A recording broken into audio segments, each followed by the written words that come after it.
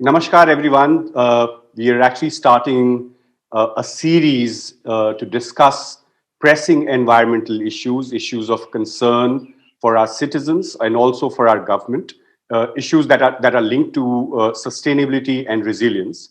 And today we have a very special guest, and this is our first conversation. In that sense, we have Manoj Mishra ji with us. Manoj Mishra ji, I've known him for many years. He was a forest officer. He was in the government. He took voluntary retirement in 2001, and since then, he's actually been working on many issues. One main issue that I've known him for, and what he's known for, apart from several other things, is issue of Yamuna. And Yamuna, not just in Delhi, but Yamuna, the river that we're talking about. I should also tell you that if you look at most of these landmark cases that's actually been fought in Delhi in several courts, it's actually Manoj Mishra ji who's actually fought them, won many of them, and therefore it's a great honor to really have Manoj ji uh, have you in this conversation today. Thank you. It's So, my pleasure. yes, sir. So today, the way we want to actually start it, first of all, if you could just, you were actually a forest officer, and of course, you were involved with issues of environment, issues of forestry, and you were working in Madhya Pradesh, I believe. How did Yamuna happen? There's no Yamuna in Madhya Pradesh. One. Second, of course, forest and rivers are connected. How did this idea or this passion or this desire to work on rivers in general and Yamuna in specific happen to you? Thank you, Vimlendu, for inviting me here. Let me begin with saying that where I am sitting right now, which is Bhopal in Madhya Pradesh, is very much Yamuna. So, you see, this is a major kind of a misconception when we really talk in terms of our rivers, that we view them very myopically. A river is actually its basin. And because Bhopal is part of the Yamuna basin, the larger Ganga basin, so to say. So, Madhya Pradesh has very much Yamuna in it. Actually, almost 2/3 of Madhya Pradesh is part of the Yamuna Ganga system. You see, this is a question that has been put to us so many times by so many people. And unfortunately, till date, we have no answer to it. It just happened. You see, there was no conscious effort or any design. If there was a design, whose design was it? We do not know. But we began, of course, in late 2006. Just to give it some kind of a context, you see, in 2006, we had just finished a very large project. It was a national project looking at biodiversity issues in different protected area in different parts of the country. It had been a very intense exercise. And so, when you undergo an intense exercise, it's very draining, so to say. So when we completed it, then it was kind of a vacuum. What next? And then it struck us that, you see, at least I did not leave Forest Service to do these projects there and there. There must have been something greater when I left. And then we thought within our team, small team, is there a cause that requires a very consistent effort? And you see, my office at that time was in Mayur Vihar in Delhi, which was right next to Yamuna. And for all these years, for 10 years, I had been in Delhi, and just like a lot of Delhiites, I was as much oblivious of the presence of the river. Okay. Mm. And then we decided, okay, here is the cause. Why not try to understand this cause better and try to advocate for the river if if of course we are up to it, we are worthy of it. And that's how it began. But see, we had no idea how far it will go. Mm. And so that's the No, I think it's interesting that how it just started just as an idea 14 years ago, and now imagine as much as many of us feel that these causes are lost causes, these battles we don't really sometimes think that we'll be able to win.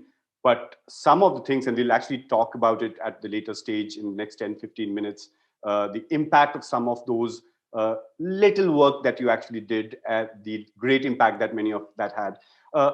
Just for our viewers, of course, everyone knows, nobody needs to study a book or go through a Central Pollution Control Board data to look at what is the state of our Indian rivers, or for that matter, how bad or good Yamuna is. Just for our viewers, if in a nutshell, if you could tell us what is the state of Indian rivers and specifically Yamuna, and why is our river the way it is, historically speaking?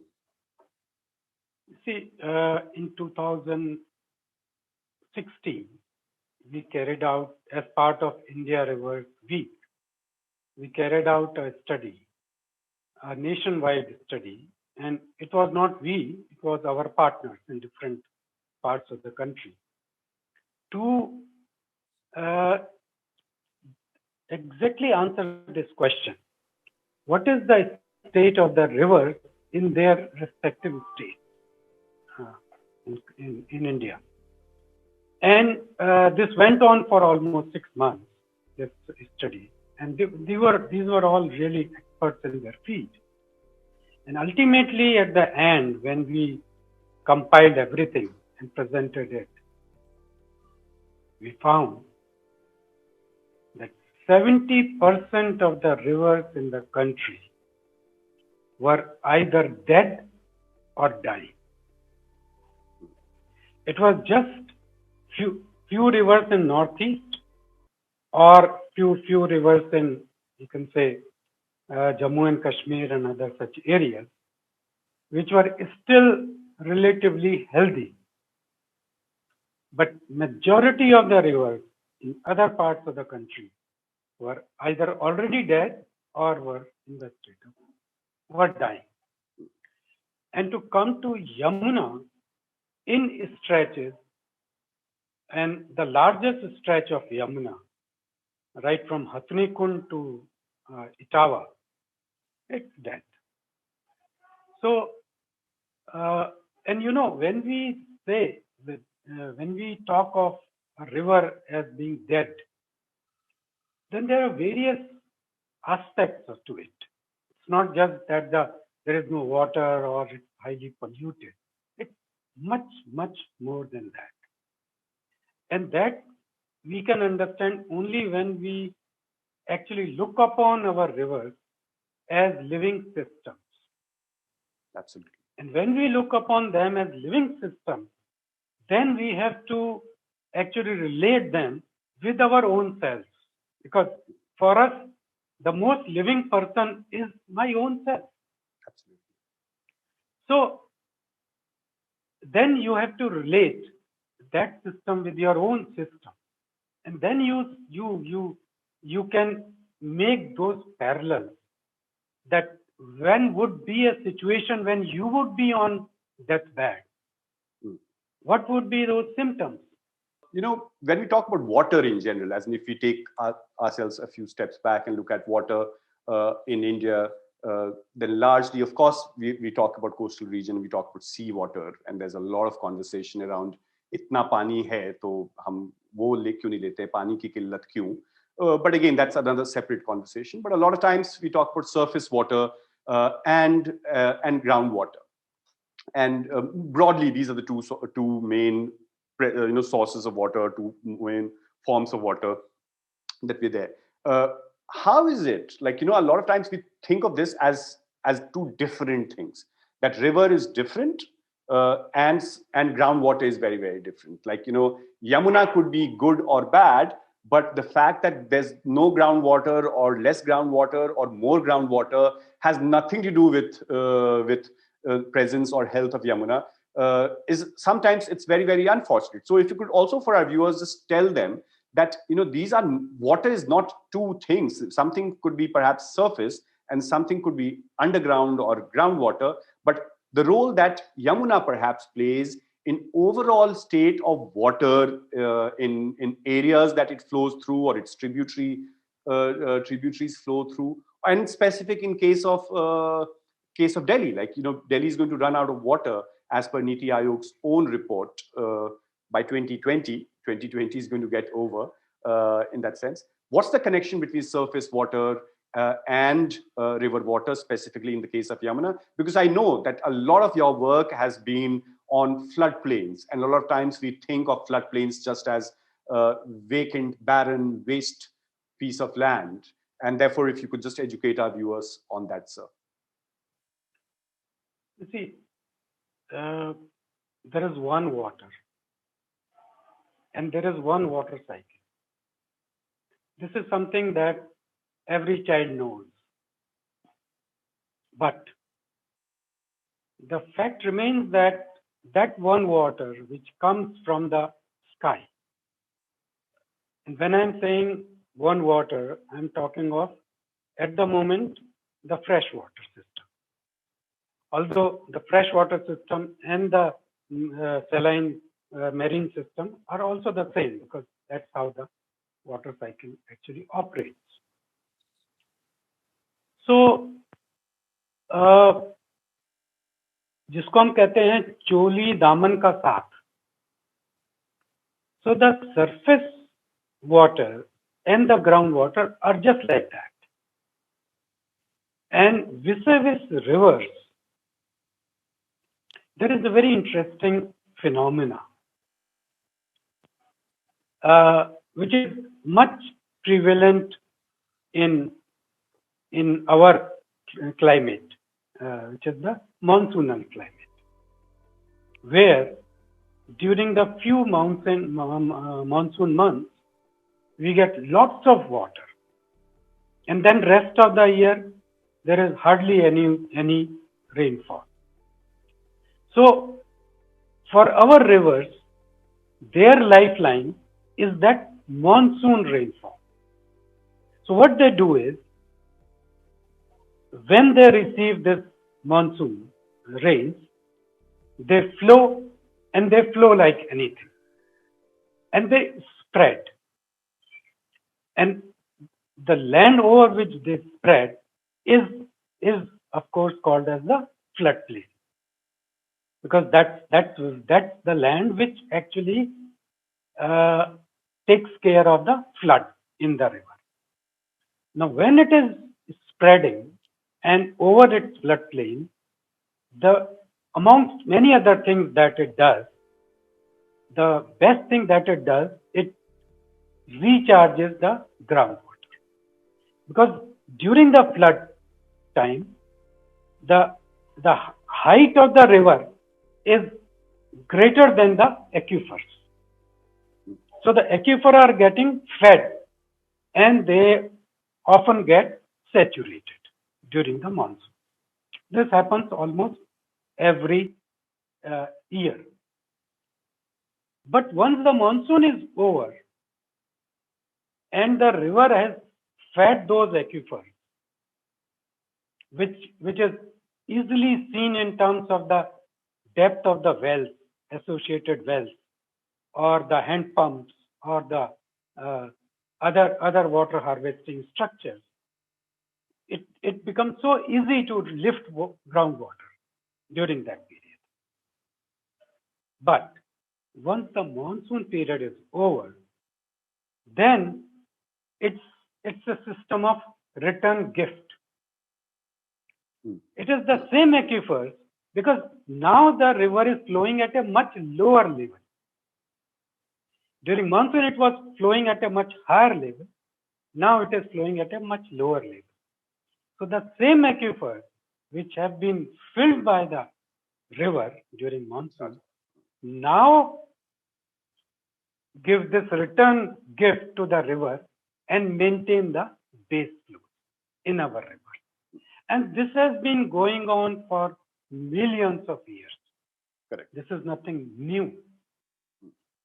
What is new is that we, through our foolishness, have tried to break this excellent synergic relationship between surface water and the groundwater, where surface water during few months enriches the groundwater, and then the groundwater in the rest of the year enriches the surface water. So this is इसीलिए मैंने कहा चोली दामन का साथ है. जी. No, right. So now, of course, that's a connection between surface water and groundwater that a lot of times people don't understand. A lot of times policymakers don't understand.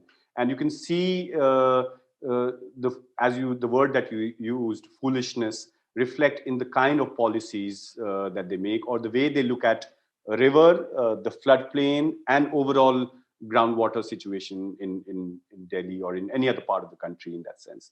One of the things in the previous previous response, you said about how the river is completely dead. Yamuna is dead between Hathni Kund to Etawah, right? And Etawah is where Chambal comes and a couple of other tributaries, and that's where, before it meets Ganga, it rejuvenates itself because of the river Chambal. Now, if we look at Yamuna before Hathni Kund and Yamuna after Hathni Kund, what is the fundamental challenge that is pushed onto the river that kills the river after Hathni Kund? So if you could look at, as in a lot of times I keep saying one thing, that when the river is with uneducated people, in the sense of with poor people, with agrarian people, with the mountain people, the river is relatively clean and nice. But as soon as Yamuna enters the plains, where people speak English and watch Inconvenient Truth and wear Fab India, that's where the river dies. What is the correlation? Maybe not about what I'm saying, the correlation between the two, but very scientifically speaking, river before Hathni Kund and river after Hathni Kund, what's the difference? The only difference is human greed. Upstream of Hathni Kund, the extent of human greed on the river is far less as compared to the extent of greed downstream of Hathni Kund. At Hathni Kund, almost 95% of the river is actually abstracted away. And it is abstracted away to meet different human requirements. So after Hathni Kund, so to say, there is no Yamuna. All the flow in the river has been diverted into what is called as Western Yamuna Canal and Eastern Yamuna Canal. Western Yamuna Canal flows through Haryana, so it meets the requirement of Haryana's agriculture system, its industries, and some urban areas. But the main claimant on the Western Yamuna Canal is where you are sitting, the city of Delhi, the national capital of this country. Yeah, that's what we saw last week when the rise of ammonia and many other things. Yeah. Yeah. So the Western Yamuna Canal feeds part of Haryana and Delhi. And the Eastern Yamuna Canal feeds part of UP.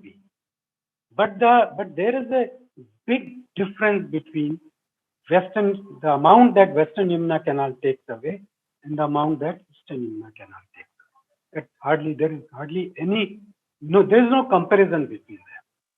And what is left for the river is peanuts, or I would say nothing.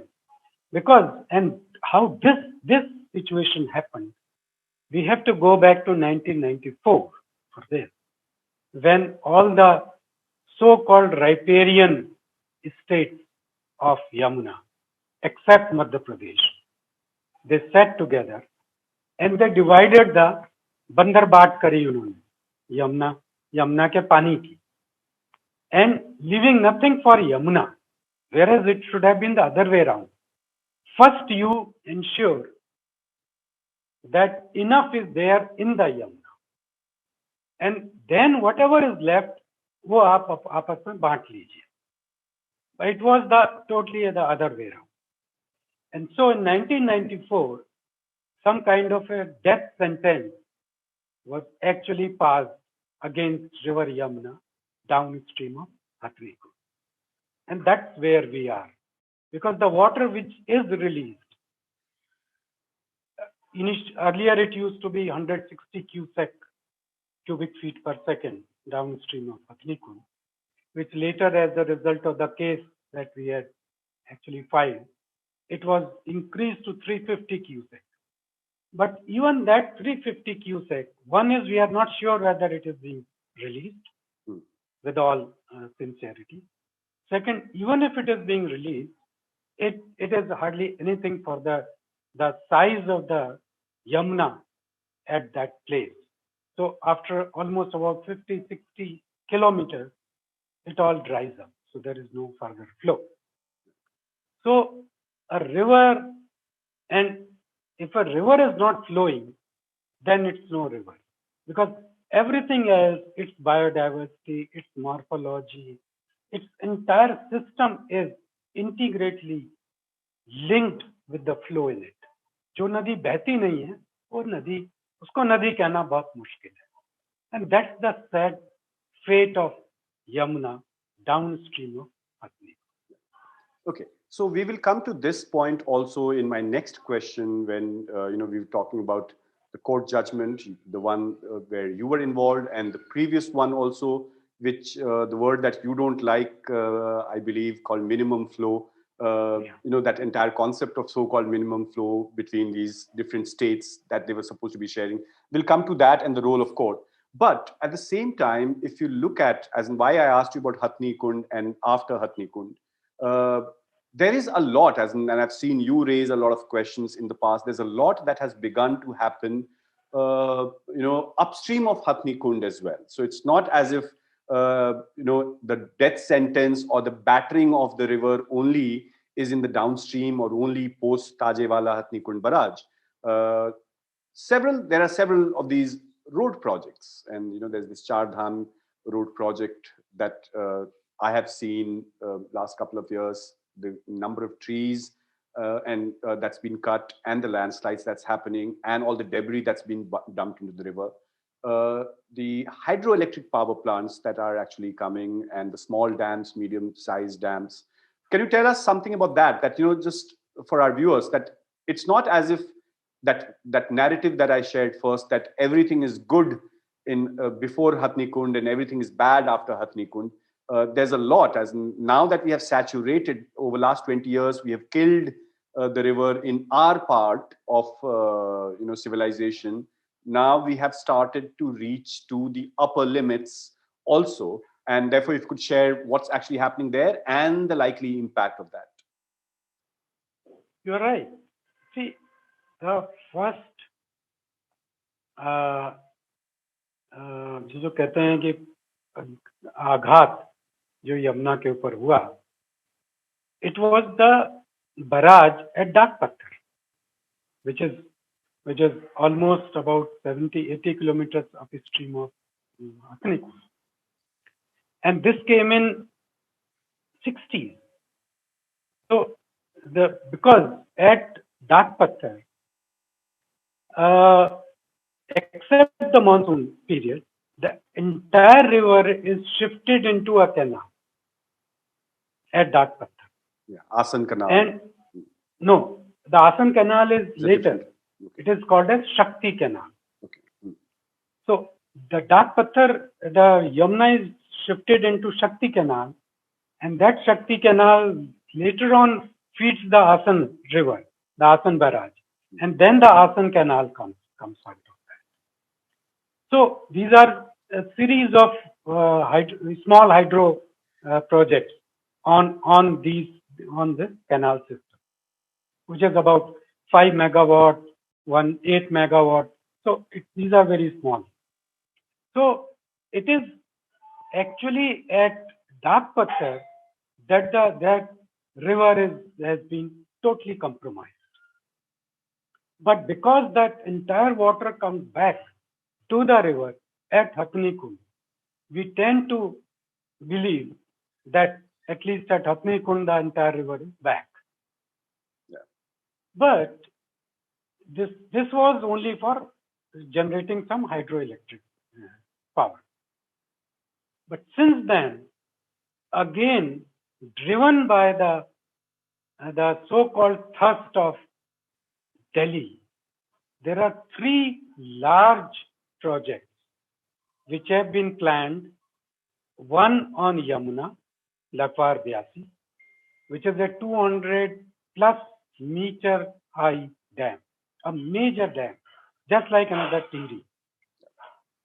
Then This there is before Kalsi that you're talking about. Yes, this is quite close to Kalsi. And then there is another project called at a place called as Pishau, which is on Tons, River Tons, which is the largest tributary of Yamuna in its founder basin. And then there is third, which is Renuka on River Giri, which is also a tributary of Yamuna.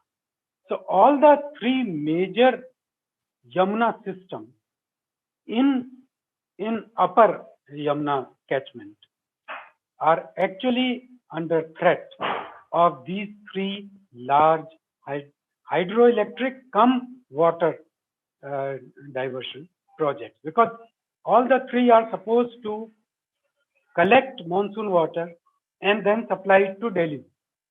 That is how it has been actually justified, and that's how even Supreme Court looks at these projects just like that. Okay, this is to meet the demand of Delhi, without appreciating this fact that today, even today, Delhi, in terms of water, for its size, is the most provided city in the whole world. So Delhi has far more water than it actually requires. The problem in Delhi is of distribution. It's not of a lack of water. So it already has enough water. It doesn't need all these three high dams. But that's what is happening. So Delhi's thrust or Delhi's greed is not just limited to downstream of Hatnikund. It's very much upstream of Hatnikund as well. Absolutely. And you're right, as in this is the number of dams that are planned, and there are many hydroelectric power plants that we already have around Ganganani, further areas that we've seen. So, run of the river, small projects, they are already there. Absolutely. And a lot of that, initially we thought that micro was the answer to large scale hydroelectric power plants, but the number of micros, the river capacity can't really take it. And we've seen the number of blasting, trees that's been cut in all these areas. Now, a lot of times, as one more thing that I added this Char Dham road project. Yeah. Because a lot of times river is not just the river, and you've been fighting for it in Delhi in terms of including the land on left bank and right bank as much of floodplains. Similarly, if you look at on the the Char Dham road, it's always on the bank of a river, or because it's in mountains you always have road going with the river in that sense. Is there how will that road affect the river? Because a lot of people, of course, say the locals in many ways, they think that broader road means better progress. They think it will bring in more trucks and more people and more tourism, and they have a right to grow in the sense, as in, why should all these big shops and malls and hospitals and schools be only in big cities? But what's the cost that, the price that they're actually paying for something like this? So how do you look at Char Dham Yatra, Char Dham Road, and its environmental impact vis-a-vis Yamuna? See, the impact is tremendous, but let me distinguish between the Char Dham project and the other roads, which are also coming up in Uttarakhand. Now, you see, Char Dham, traditionally, Char Dham is a pilgrimage. And these were bridle paths initially along the river where people used to walk and with, with, with so much of, I would say, humbleness, so much of uh, uh, uh,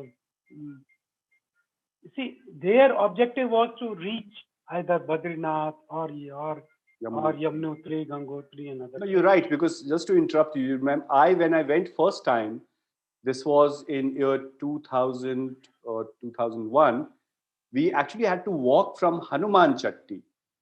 Yeah. And now, actually, now every year that we go there, now your car can almost reach Ram Mandir, which is 4 kilometers from Yamunot. This is ahead of Janki Chatti.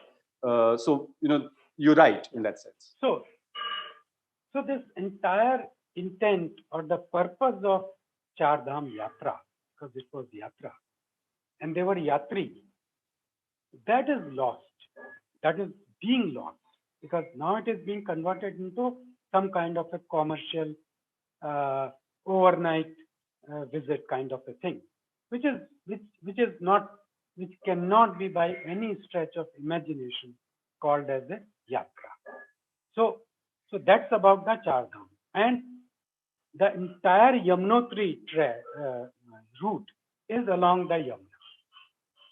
So all the muck, all the debris, all the trees which are being uprooted, they are all actually getting into the Yamuna and impacting it otherwise.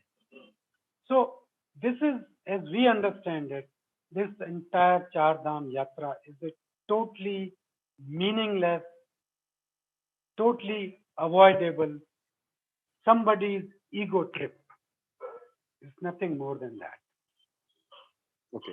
Now, coming to other roads which are under construction or which have been already constructed in Uttarakhand.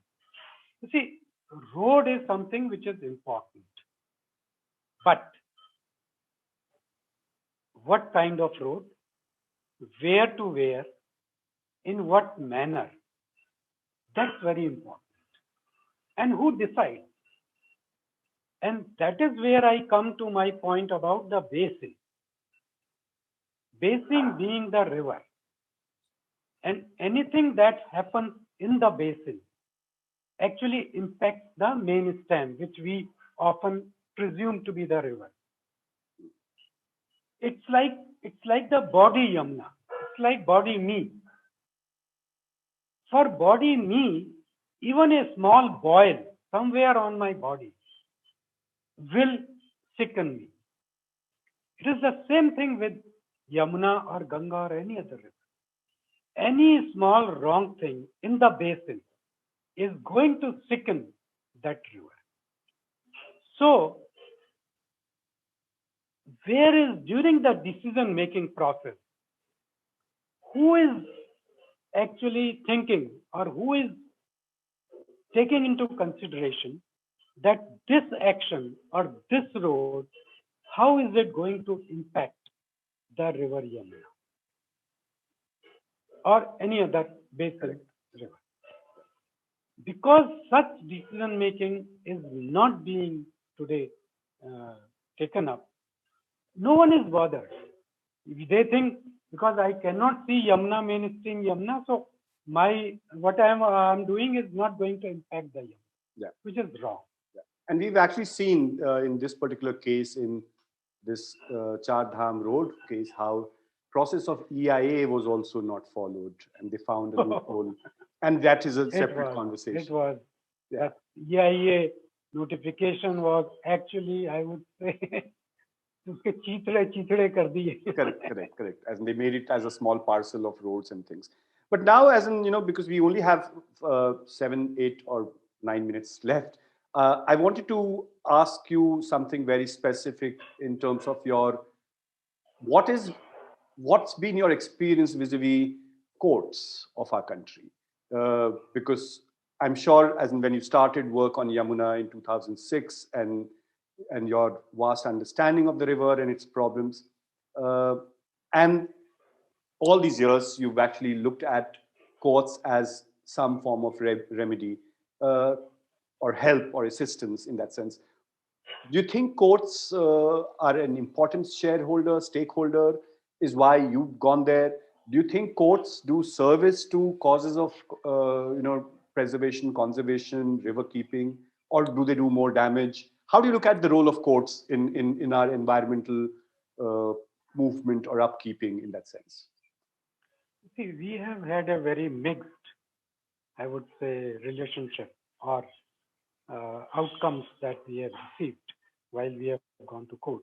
We have gone to High Court, we have gone to Supreme Court, we have gone to NGT several times. There have been some really good landmark judgments that have helped the cause greatly. There have been some, if I could use the term, foolish judgments, absolutely, absolutely outlandish judgments. And if I could cite the Commonwealth Games village judgment was, it's, it's a classic case of a judgment that should never have been. But on the other hand, we have had this wonderful judgment at NGT, which is Malice Nirmal Yamuna judgment of 2015, which has actually set the ground rules, which has set whatever is required for rejuvenation of a river system exists in that judgment.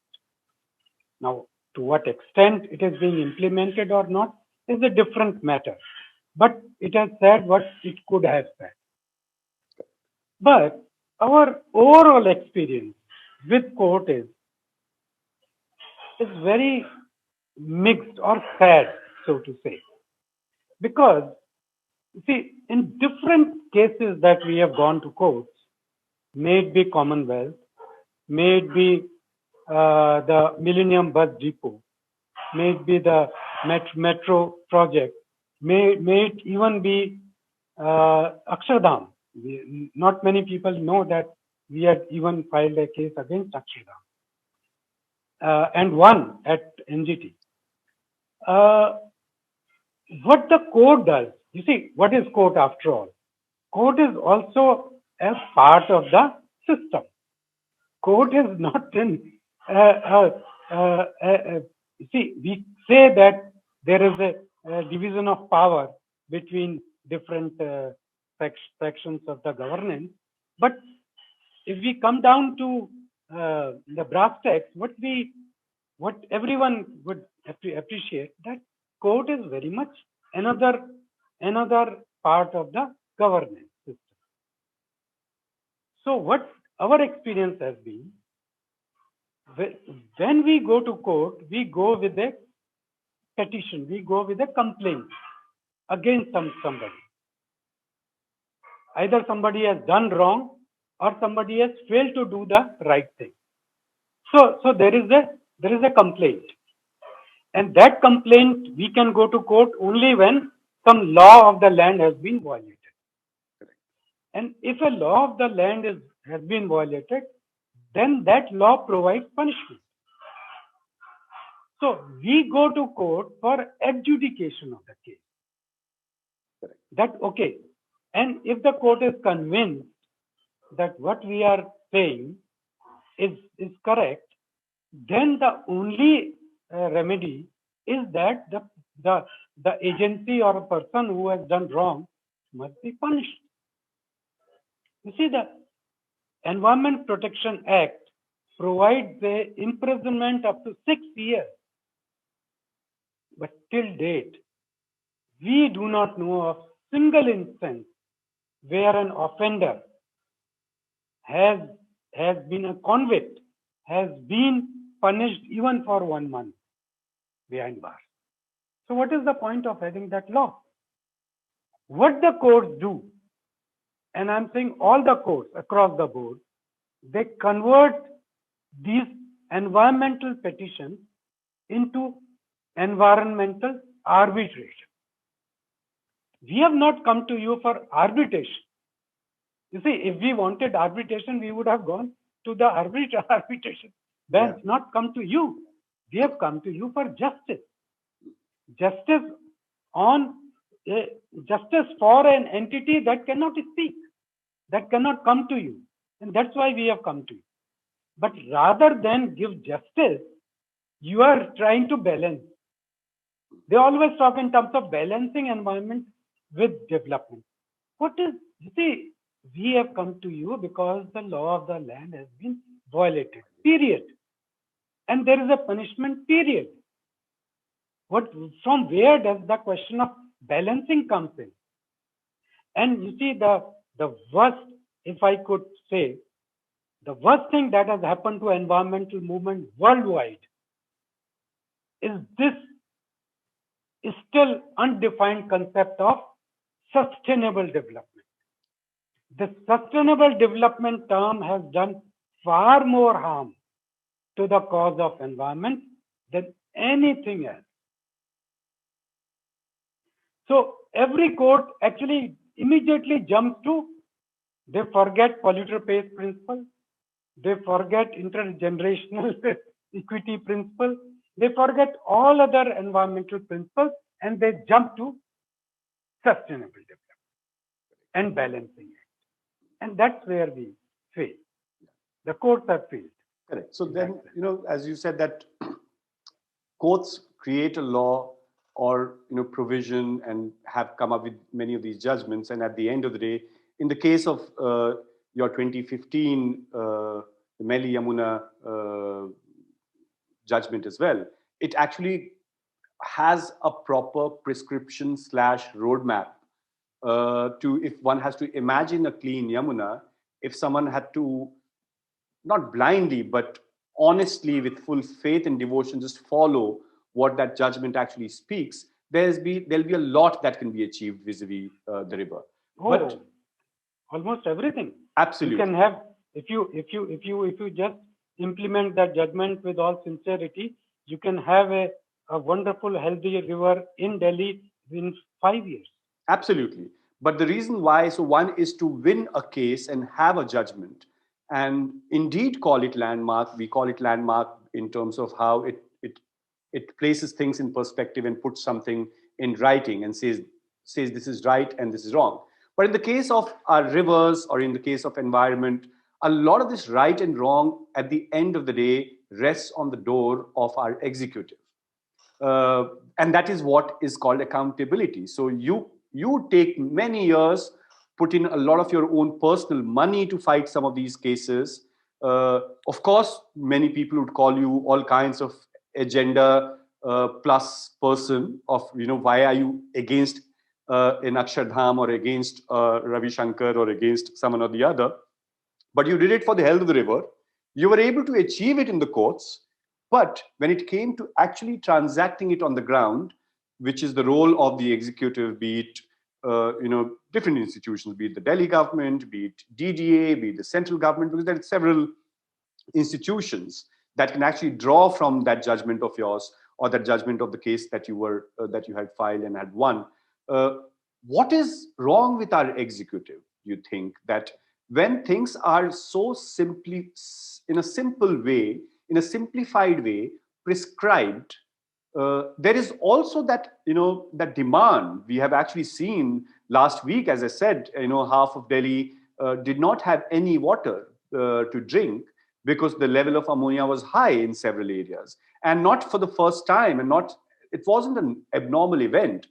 It is something that happens, at least the government tells us that it happens at least 3-4 times. We don't really know how many times government doesn't even tell us because of embarrassment that they would face. So therefore, the water that you and I drink in the tap, we don't really know. When the government tells us ammonia is this much and the other chemicals in that sense. So how do we fix, because this problem can't be solved by the courts. The courts have said many things, and a lot of times it's overreach. I would also feel that when the courts start getting into issues of governance, not in your case per se, but otherwise, then it actually weakens the executive, which is anyway doesn't want to do enough, and therefore thinks that, oh well, this is the realm of the court.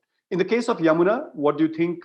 Where has the executive failed, and what do you think the executive should be doing? Lower executive, higher executive, different institutions, everyone in the position of power. This is the same thing that today the Supreme Court is trying to do with the air quality in Delhi. You see, too many cooks. Too many cooks is the problem. And there is no one single accountable agency that you can reach out to and say, okay, you are accountable what you have done. Because there are so many different agencies. And this was one of our main prayers when we went to NGT. Please identify or create one single agency for River Yamuna, who should be responsible for everything as compared to Yamuna. May call it DDA, call it DJB, call it irrigation flood control, but one single agency. That has not happened. But what is now happening is, because the same NGT has now created the Yamuna Monitoring Committee, which is single 2-member committee. Now they have the power of the NGT behind them, and now they are able to get something moving. Just like what the Supreme Court has done, created this, or as a result of Supreme Court, what the ministry has done, created this air quality committee. Now, until unless we have, for our rivers to be rejuvenated, not just Yamuna, we need basin level single agency. There has to be a Yamuna basin, whatever name you may want to give it, a commission or whatever. And in the Yamuna basin, any developmental activity, we are not saying don't do developmental activity, but any developmental activity, it may be anything within the basin, it must get a prior approval from this basin level authority with various conditionalities, with various riders, so that the integrity of the basin, which ultimately boils down to integrity of the river system, is not compromised. Correct. Until unless these basin level agencies or commissions are constituted and given that overriding authority with accountability, nothing is going to change. You're right, as in, because just a committee, as in I have been extremely critical of Supreme Court hearing so many petitions on air pollution.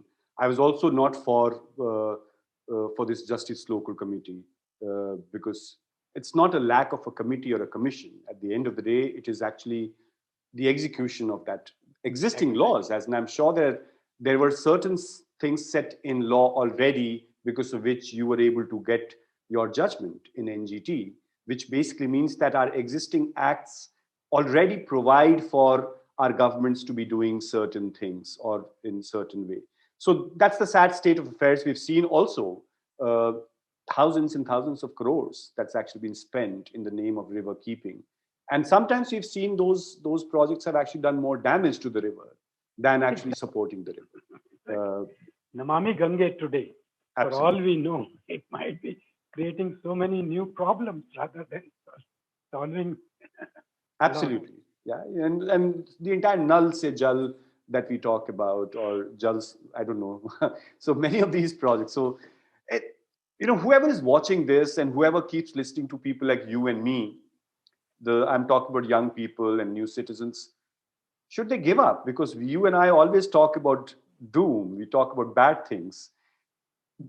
Is there any hope for our rivers that you see? As in, if I have to forcefully ask Mr. Manoj Mishra and Vimlendu Jha to talk about let's talk some nice positive things. Is there any hope for the river, and how will it be achieved? See, it's not about, the question is not about hope for river. Question is about hope for our own selves. Correct. You see, when we speak of river, we are not really talking of that river. We cannot have this kind of I would say, egotistical attitude that we can help the river. We are trying to help our own selves, basically. That is the bottom line. Absolutely. That's the bottom line. Yeah. So, if we want hope for our own selves as a species, then we need to have hope for the rivers, for other natural ecosystems. Because as long as they exist, we exist. If they don't, or if they are compromised, because you see, they are not dependent on us, let me tell you. We will come and go. Many species have come and gone, but they are there. These rivers have been there for millions of years, and they will remain for millions of years. We may not. So it's a question of our own survival. Absolutely. And so there has to be hope. You're absolutely right. As in, we might think that we are the powerful people and we can change the course of the river or make interventions. No, the river is too big, too powerful. I think, and I think it's yeah, yeah, and I think it's for us to realize the might of nature. We sometimes think that we can control it. We can plant a forest here and we can take a tree, shift a tree from here to there. I think these are, as you rightly said, this is false ego and arrogance of human civilizations and of so-called modern civilization who thinks that they can get away with it. Thanks a lot, Mr. Mishra, to have this conversation. I think we very consciously did not want to get into the science behind the pollution, the numbers, because that is, you go on Google and you type it and you can get the coliform level and BOD level and DO level. I think what you spoke about, what is a river? Why is it important to save it? And how you can't save it, as in if you just allow the river to be, the river can take care of itself, but just stay away from its path in many ways and let the river have what it actually has. Thanks a lot for having this conversation. And I think, and we really, I have told you this many times, maybe not directly, you are an inspiration. There's a lot of work that you do really inspires us. And that's very kind of you. Yeah. Thank you, sir.